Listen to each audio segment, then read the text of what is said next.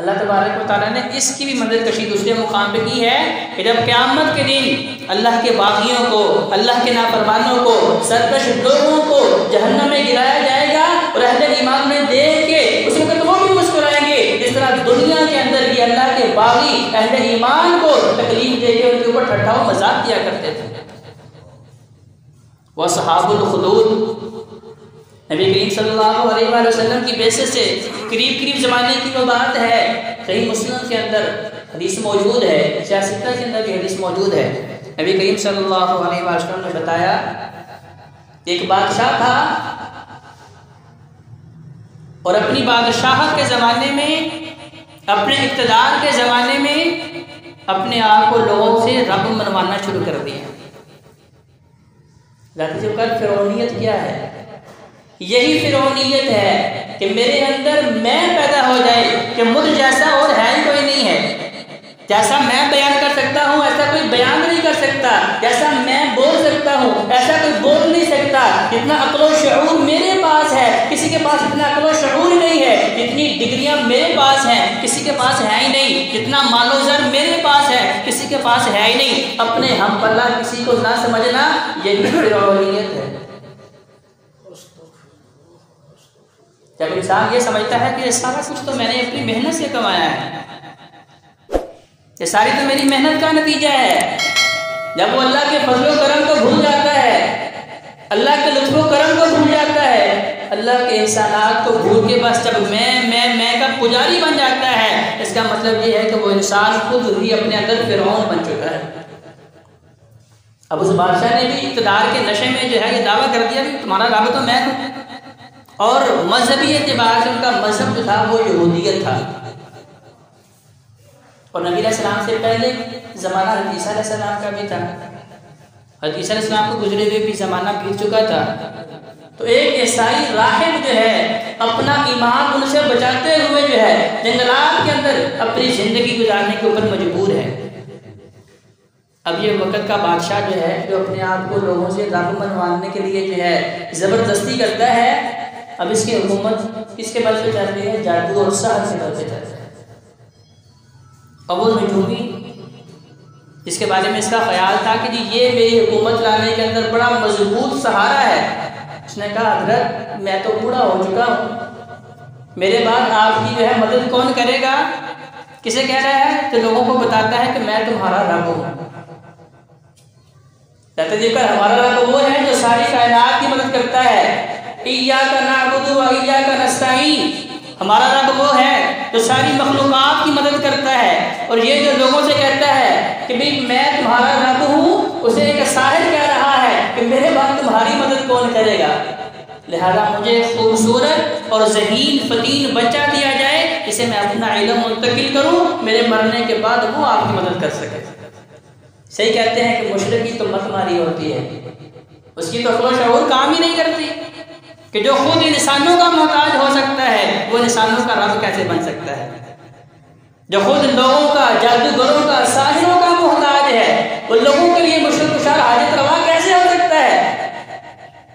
बाहर के आपने एक बच्चे को देखा गया, बड़ा खूबसूरत भी था, ज़हीन भी था, अक्ल शऊर रखने वाला था। अब वो नजूमी साहिर जो है उसे जादू सिखाना शुरू कर दिया।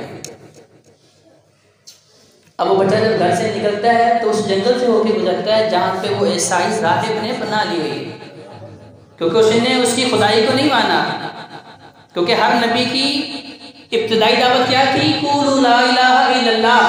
हर पैगंबर ने दावत यही दी है, चाहे लोगों ने अंबिया को भी अल्लाह का बेटा बना डाला, लेकिन अंबिया की दावत हज़रत ज़िबकार यही थी कि लोगों अल्लाह के अलावा कोई माबूद नहीं है, अल्लाह के अलावा कोई हाजत रवा मुश्किल कुशा नहीं है, अल्लाह के अलावा कोई मुसीबतें डालने वाला नहीं है। हर वक्त के पैगंबर ने यही दावत दी और यही तो अल्लाह का दुआ करते रहे कि अल्लाह हम तो तेरी रहमत के फकीर हैं। अगर अल्लाह तेरी रहमत ना हुई, तेरी मदद शामिल हाल ना हुई तो अल्लाह फिर हम तो घाटे वाले हो जाएंगे, खसारे वाले हो जाएंगे। अब वो बच्चा अपने घर से चलता है, जंगल से गुजरता हुआ साहिर के पास जाता है, उससे वो जादूगरी सीखता है, कहानत सीखता है। अब इत्तेफाक से उसकी मुलाकात उस राहिब के साथ भी हुई कि भाई ये शख्स एक झोंपड़ी के अंदर तने तनहा जिंदगी गुजार रहा है अब उससे रोज़ाना गुजरते वक्त जो है हाल चाल पूछना शुरू हुआ। अब वो ताल्लुकात बढ़ते गए, बिलाखिर बच्चे ने उससे जो है उसका दीन सीखना शुरू कर दिया। अब वो बादशाह जो है वो यहूदियत के ऊपर कायम है और दावा करता है कि मैं तुम्हारा सबसे बड़ा रब हूँ, और वो ईसाई राहिब जो है वो तौहीद की दावत देता है। अब ये बच्चा उस राहिब से तौहीद भी सीख रहा है, इस जादूगर से जादूगरी भी सीख रहा है। वक्त गुजरता गया। बिलाखिर एक दिन ऐसा हुआ कि जब वो बच्चा अपने उस घर से निकला, जंगल से होता हुआ महल की तरफ जा रहा था, दरमियान में एक पुल भी था जहाँ से उसने गुजर के जाना था। अब उस पुल के ऊपर मुख्तलिफ रवायात हैं, किसी के अंदर मौजूद है कि शेर मौजूद था, किसी के अंदर मौजूद है कि अज़दहा मौजूद था। बाहर क्या इंसानों के लिए एक जो है ख़तरनाक जो है मखलूक वो उसके ऊपर मौजूद थी कि पुल की दूसरी जानिब भी इंसान मुसीबत का शिकार है और इस जानिब भी इंसान जो है वो मुसीबत का शिकार है। अब उनके पास कोई जरिया नहीं है उस पुल को क्रॉस कर सके, पार कर सके। अब बच्चे ने कहा चलो अब तजर्बा करते हैं कि वो मंत्र, वो जादू जो मुझे काहिन सिखाता है, क्या वाकई ही उनके अंदर कोई हकीकत मौजूद है, कोई ताकत मौजूद है, उनके अंदर कोई पावर मौजूद है। जब वो बातें जो मुझे ये राहिब सिखाता है, जो अपने आप को अल्लाह वाला कहता है, जिसके अंदर आजिज़ी की सारी कूट के भरी पड़ी है, जो ये कहता है कि मैं कुछ भी नहीं, बस अल्लाह ही अल्लाह है, क्योंकि वही शिफा देता है, वही मुसीबतें डालता है, वही आसानियाँ पैदा करता है। कहा अब तजर्बे का वक्त आ चुका है। अब एक पत्थर पकड़ा, मंत्र शंत्र पढ़ के मारा तो वो जानवर वहां से हिला भी नहीं, जैसे कुछ हुआ ही नहीं। फिर कहा कि अगर भी तू अल्लाह की मखलूक है तो तुझे अल्लाह के नाम का वास्ता देके पत्थर मारा तो जानवर वहां से उठा और इंसानों के लिए जो है दोनों साइड से रास्ता आसान हो गया। तो लोगों के अंदर ये बात है तशवीश का शिकार हुई, किसी बच्चे ने किया क्या है। अब वो लोग जो उस वक्त उस मंजर को देख रहे थे, वाशाहिदीन व मशहूद, अल्लाह ने कसम उठाई जो उस वक्त हाजिरीन मौजूद थे उसकी भी, और जिस चीज़ का मुशाहिदा किया जा रहा था उस चीज़ की भी कसम उठा के कहा वशाहिदीन व मशहूद, मुझे उस सारे वाक़े की कसम है, देखने वाले की भी और जिसे देखा जा रहा है उसकी भी कसम है। बाहर क्या हालात जो है उससे भी और आगे जो है चलते रहे, दिन गुजरते रहे। अब ये बात उस इलाके में मालूम हुई। अब ये बच्चा जो है लोगों को दम करना भी शुरू कर दिया, क्योंकि अल्लाह तबारक व तआला ने ईसा अलैहिस्सलाम को जो मौजज़ात दिए थे, उनकी कुछ करामात, उनकी जो है मखलूक के उस वक्त के जो उनके मुक्तदी हज़रात थे, उनकी जो उम्मत थी, उनके अंदर भी वो चीज़ मौजूद थी। जैसे अभी भी कोई इंसान अगर अल्लाह का नाम लेके दम कर देता है तो अल्लाह ताला शिफाएं दे देता है। अब वो बच्चा जो पैदाइशी नाबीना होता उसकी आंखों पे हाथ फेरता और अल्लाह का नाम लेके दम करता और दुआ करता और अल्लाह तबारक व तआला शिफा नवाज देते। अब ये बात उस इलाके के अंदर मशहूर हुई। पहला वो वाक़या तो जानलेवा जानवर का वहां से भागना और फिर इस बच्चे का दम करना, कोड़ी की मरज का दम कर रहा था, पैदाइशी नबीने का दम कर रहा था, तो अल्लाह तबारक व तआला शिफा देते थे। फिर आखिर ये बात फैलते फैलते बादशाह के महल तक जा पहुंची। अब बादशाह के वजीरों के अंदर एक बहुत ऊंचे दर्जे का वजीर था जिसकी भी बिनाई खत्म हो चुकी थी। अब उसे तो पता नहीं था कि ये जादू सीखने वाला बच्चा कौन है और ये दम करने वाला कौन है। जो कहा जाता है वकार ये तो उसे पता होता है जो अपनी आंखों से देख सकता है। तो अगर आपने अपनी आंखों की कदर मालूम करनी है तो कभी नबीना शख्स से पूछ के देखें कि ये कुव्वत बसारत कितनी बड़ी नेमत है कि ना नबीना शख्स के लिए दिन का फर्क, ना रात का फर्क, ना पाकी का फर्क, ना पलीती का फर्क, जिसे पता ही नहीं कि मेरे कपड़ों के ऊपर इजाजत लगी है या नहीं लगी, जब तक उसे कोई बताए ना उसे पता चल सकता नहीं। अब उसे लोगों ने बताया कि भाई एक बच्चा है, दम करता है और शिफा मिल जाती है, कुव्वत बसारत जो है वो लौटा दी जाती है।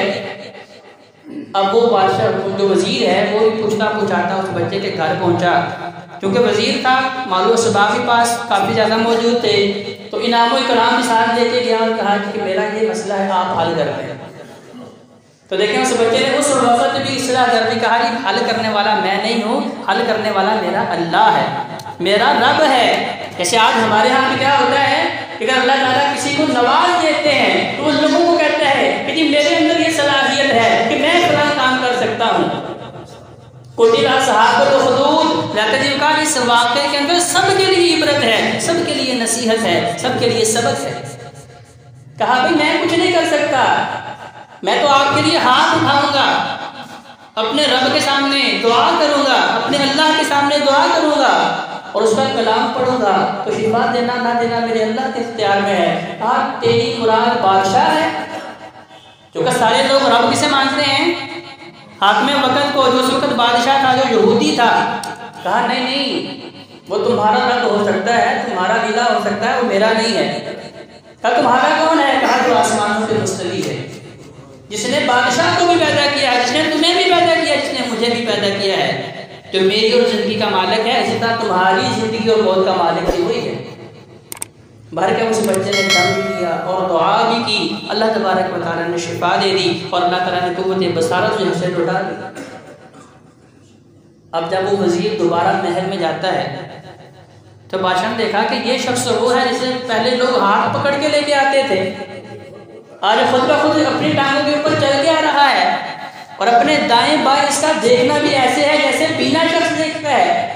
इससे पहले उसे पता नहीं होता था कि बादशाह महल के अंदर मौजूद है या नहीं, तख्त के ऊपर मौजूद है कि नहीं, इसके दाएं बाएं कोई मौजूद है कि नहीं। लेकिन आज इसकी जो देखने का अंदाज है वो बता रहा है कि इसकी कुव्वत बसारत वापस आ चुकी है। बादशाह ने बुलाया और सारे वाक़े की तहकीक उसने बताया कि वो बच्चा है जिसने मुझे दम किया है और जो तौहीद के ऊपर कारबंद है। अब ये वक्त है जब वजीर भी रब की तौहीद के ऊपर कारबंद